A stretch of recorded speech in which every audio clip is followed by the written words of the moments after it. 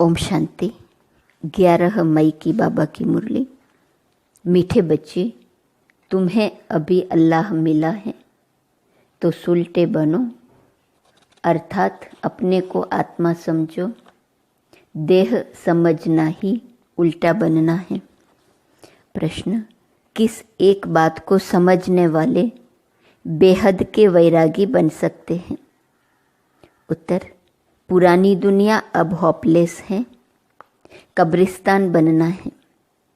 यह बात समझ ली तो बेहद के वैरागी बन सकते हैं। तुम जानते हो अब नई दुनिया स्थापन हो रही है। इस रुद्र ज्ञान यज्ञ में सारी पुरानी दुनिया स्वाहा होनी है। यही एक बात तुम्हें बेहद का वैरागी बना देंगी। तुम्हारी दिल इस कब्रिस्तान से निकल गई है। ओम शांति। यूं तो है डबल ओम शांति, क्योंकि दो आत्माएं हैं। दोनों आत्माओं का स्वधर्म है शांत। बाप का भी स्वधर्म है शांत। बच्चे वहाँ शांति में रहते हैं, उसको कहा ही जाता है शांति धाम। बाप भी वहाँ रहते हैं। बाप तो सदैव पावन है। बाकी जो भी मनुष्य मात्र हैं वह पुनर्जन्म ले अपवित्र बनते हैं।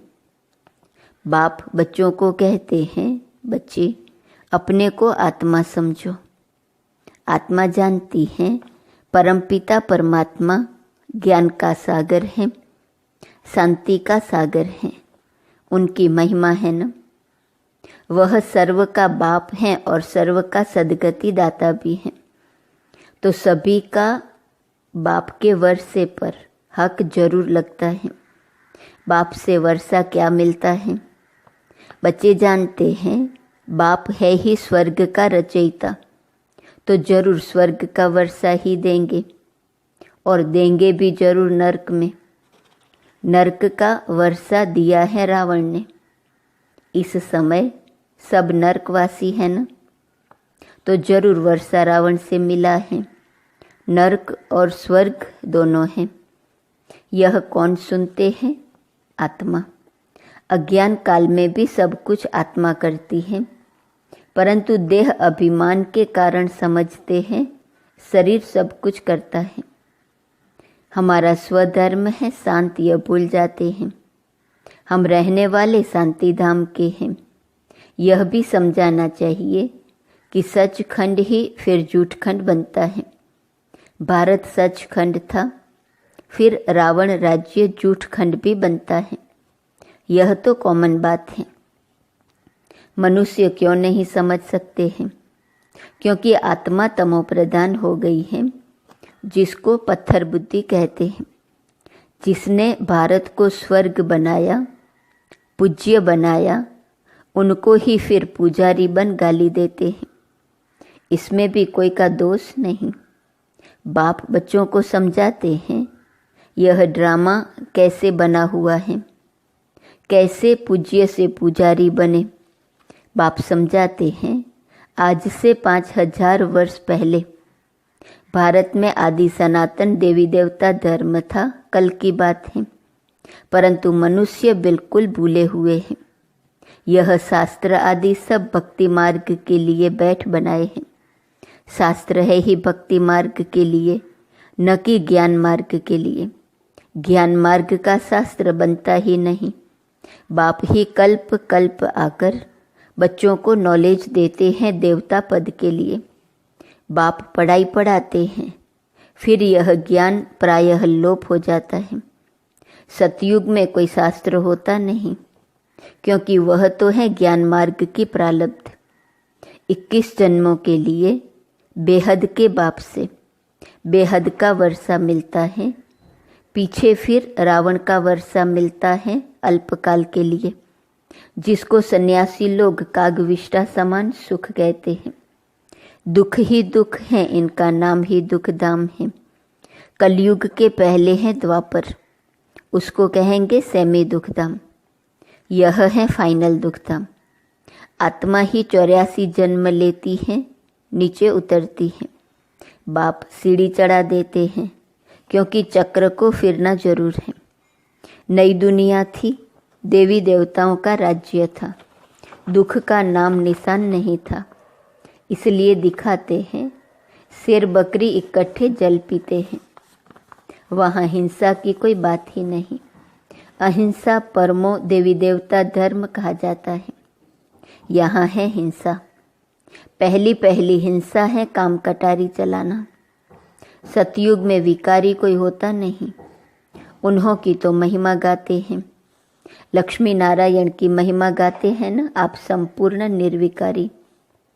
यह कलयुग है आयरन एजेड वर्ल्ड, इनको कोई गोल्डन एज तो कह न सके। ड्रामा ही ऐसा बना हुआ है। सतयुग है शिवालय, वहाँ सब है पावन, जिन्हों के चित्र भी हैं।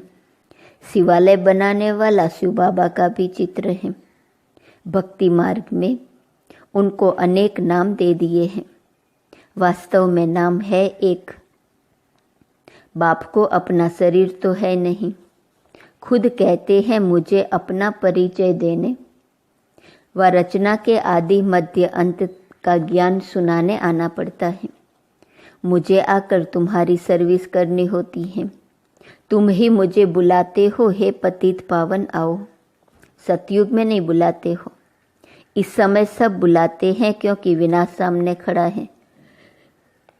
भारतवासी जानते हैं यह वही महाभारत लड़ाई है। फिर आदि सनातन देवी देवता धर्म की स्थापना होती है। बाप भी कहते हैं मैं राजाओं का राजा बनाने आया हूँ। आजकल तो महाराजा बादशाह आदि है नहीं, अभी तो प्रजा का प्रजा पर राज्य है। बच्चे समझते हैं हम भारतवासी सॉल्वेंट थे, हीरे जवाहरों के महलों में थे। नई दुनिया थी, फिर नई ही पुरानी बनी है।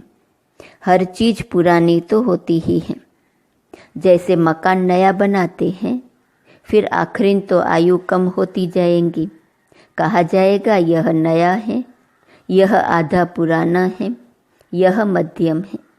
हर एक चीज़ सतो रजो तमो होती है। भगवानुवाच है ना, भगवान माना भगवान।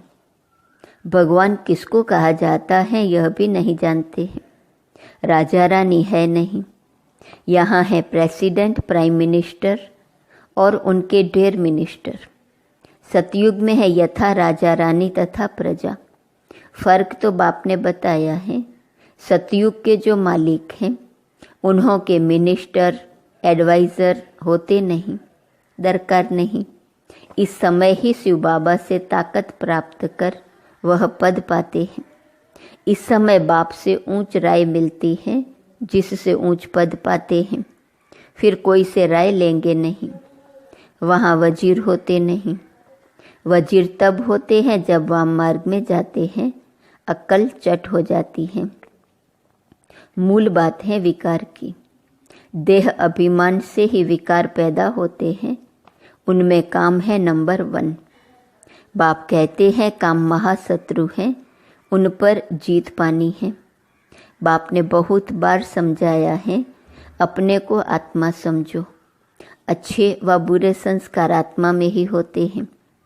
यहाँ ही कर्मों को कूटना होता है, सतयुग में नहीं। वह है सुखधाम। बाप आकर तुम बच्चों को सुखधाम शांतिधाम का वासी बनाते हैं। बाप डायरेक्ट आत्माओं से बात करते हैं। सबको कहते हैं आत्मा निश्चय बुद्धि हो बैठो, देह अभिमान छोड़ो। यह देह विनाशी है, तुम अविनाशी आत्मा हो। यह ज्ञान और कोई में है नहीं।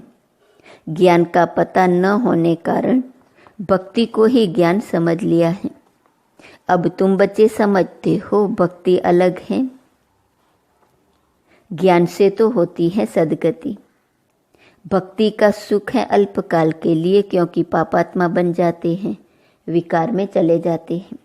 आधा कल्प के लिए बेहद का वर्षा मिला, वह पूरा हो गया। अब फिर बाप वर्षा देने आए हैं, जिसमें पवित्रता, सुख, शांति सब मिल जाती है। बच्चे तुम जानते हो ये पुरानी दुनिया तो कब्रिस्तान बननी ही है। अब इस कब्रिस्तान से दिल हटाए, परिस्तान नई दुनिया से ममत्व लगाओ। जैसे लौकिक बाप नया मकान बनाते हैं, तो बच्चों का बुद्धि योग पुराने मकान से निकल नए मकान से लग जाता है। ऑफिस में बैठा होगा तो भी बुद्धि नए मकान में ही होगी। वह है हद की बात। बेहद का बाप तो नई दुनिया स्वर्ग रच रहे हैं। कहते हैं अब पुरानी दुनिया से संबंध तोड़ एक मुझ बाप से जोड़ो। तुम्हारे लिए नई दुनिया स्वर्ग स्थापन करने आया हूँ। अब ये सारी पुरानी दुनिया इस रुद्र ज्ञान यज्ञ में स्वाहा होनी है। ये सारा झाड़ तमो प्रधान जड़ जड़ीभूत हो गया है, अब फिर नया बनता है।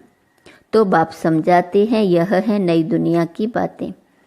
जैसे मनुष्य बीमारी में भी होपलेस हो जाते हैं ना, समझते हैं इनका बचना मुश्किल है, वैसे दुनिया भी अब होपलेस है, कब्रिस्तान बनना है। फिर इनको याद क्यों करना चाहिए? यह है बेहद का सन्यास। वह हठयोगी सन्यासी सिर्फ घर बार छोड़ जाते हैं।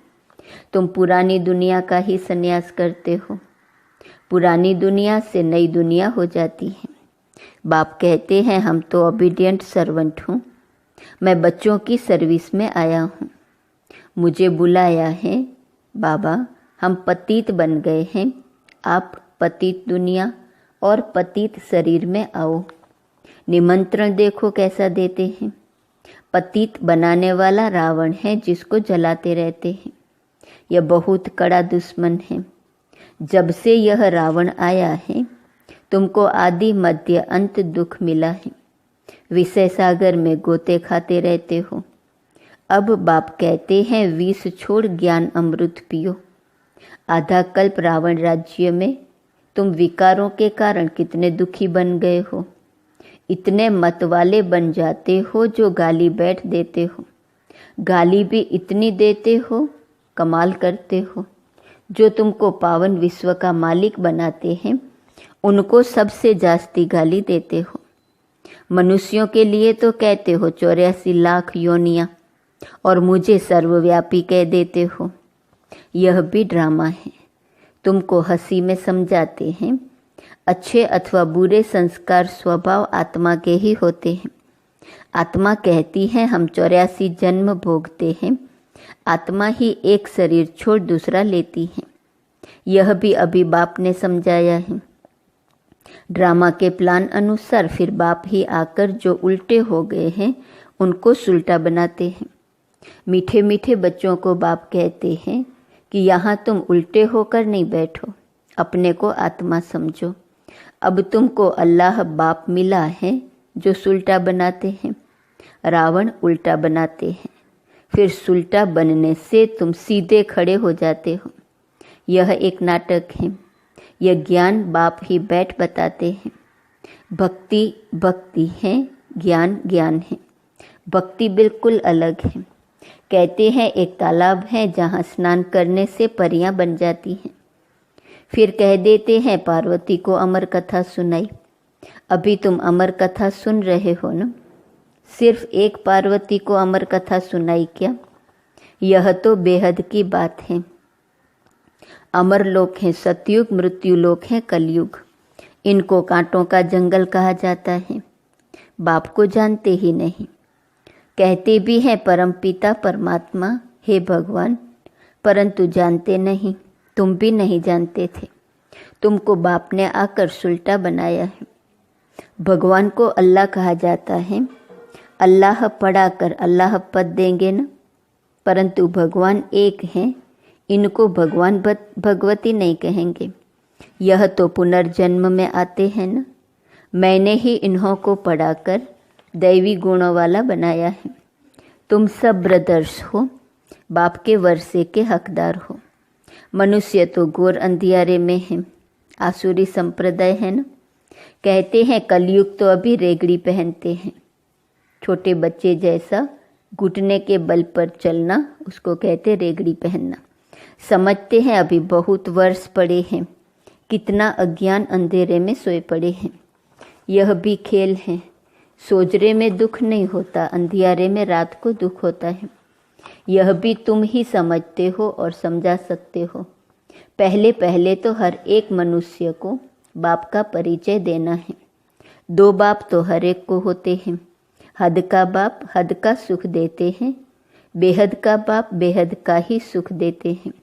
शिवरात्रि मनाते हैं तो जरूर बाप आते हैं स्वर्ग स्थापन करने। जो स्वर्ग पास्ट हो गया है फिर से स्थापन कर रहे हैं। अभी है तमो प्रधान दुनिया नर्क।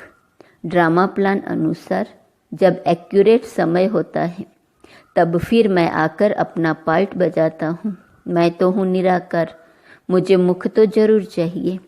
बैल का मुख थोड़े ही होगा। मैं मुख इनका लेता हूँ जो बहुत जन्मों के अंत के जन्म में वानप्रस्थ अवस्था में है। इनमें प्रवेश करता हूँ। यह अपने जन्मों को नहीं जानते। अच्छा, मीठे मीठे सिकिलदे बच्चों प्रति माता पिता बाप दादा का याद प्यार और गुड मॉर्निंग। रूहानी बाप की रूहानी बच्चों को नमस्ते। रूहानी बच्चों की रूहानी बाप को नमस्ते नमस्ते नमस्ते। धारणा के लिए मुख्य सार। पहली पॉइंट, जैसे बाप डायरेक्ट आत्माओं से बात करते हैं ऐसे स्वयं को आत्मा निश्चय करना है। इस कब्रिस्तान से ममत्व निकाल देना है। ऐसे संस्कार धारण करने हैं जो कभी कर्म कूटने न पड़े। दूसरी पॉइंट, जैसे बाप ड्रामा पर अटल होने कारण किसी को भी दोष नहीं देते, गाली देने वाले अपकारियों पर भी उपकार करते, ऐसे बाप समान बनना है। इस ड्रामा में किसी का दोष नहीं, यह एक्यूरेट बना हुआ है। वरदान, हर कदम में वरदाता से वरदान प्राप्त कर। मेहनत से मुक्त रहने वाले अधिकारी आत्मा भव। जो है ही वरदाता के बच्चे, उन्हों को हर कदम में वरदाता से वरदान स्वतः ही मिलते हैं। वरदान ही उनकी पालना है। वरदानों की पालना से ही पलते हैं। बिना मेहनत के इतनी श्रेष्ठ प्राप्तियां होना, इसे ही वरदान कहा जाता है। तो जन्म जन्म प्राप्ति के अधिकारी बन गए। हर कदम में वरदाता का वरदान मिल रहा है और सदा ही मिलता रहेगा। अधिकारी आत्मा के लिए दृष्टि से, बोल से, संबंध से वरदान ही वरदान है।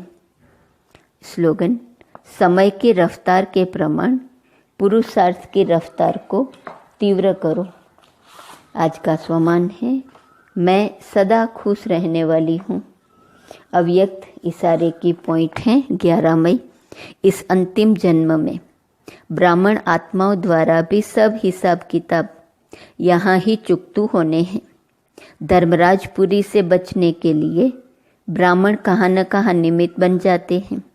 तो घबराओ नहीं कि ये ब्राह्मण परिवार में क्या होता है। यह भी हिसाब किताब चुकतू हो, तरक्की हो रही है, इसी खुशी में रहो। ओम शांति।